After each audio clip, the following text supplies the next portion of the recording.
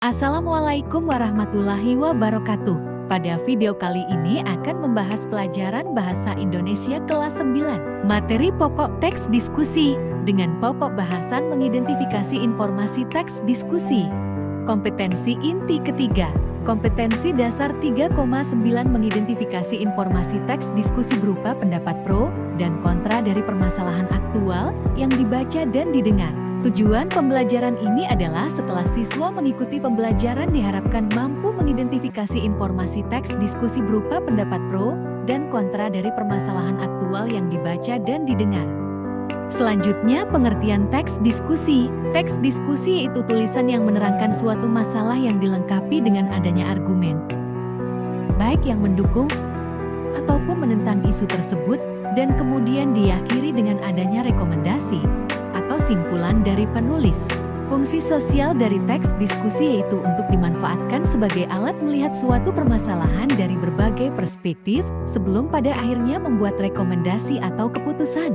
Diskusi memiliki tujuan untuk mencari kesepahaman atau kesepakatan dari suatu gagasan atau pendapat.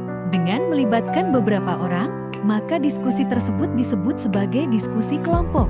Pada diskusi kelompok menentukan seorang pemimpin yang disebut ketua diskusi.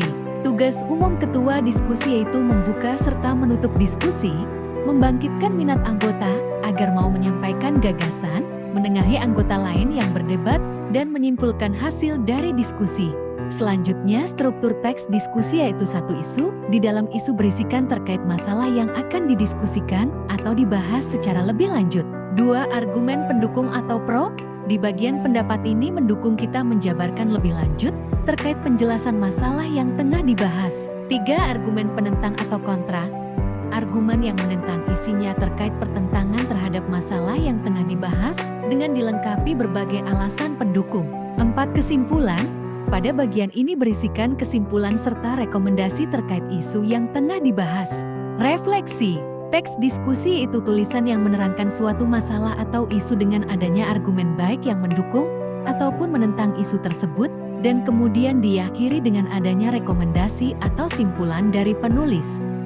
Fungsi sosial dari teks diskusi yakni untuk dimanfaatkan sebagai alat melihat suatu permasalahan dari berbagai perspektif sebelum pada akhirnya membuat rekomendasi atau keputusan. Diskusi memiliki tujuan untuk mencari kesepahaman atau kesepakatan dari suatu gagasan atau pendapat. Dengan melibatkan beberapa orang, maka diskusi tersebut disebut sebagai diskusi kelompok. Secara umum, teks diskusi memiliki struktur yang terdiri dari 3 aspek yang membentuknya, antara lain pendahuluan, isu, simpulan. Oleh sebab itu, teks diskusi mempunyai 3 struktur seperti isu, argumen pendukung atau pro, argumen penentang atau kontra, dan kesimpulan. Nah, sampai di sini dulu pembahasan materi mengidentifikasi informasi teks diskusi.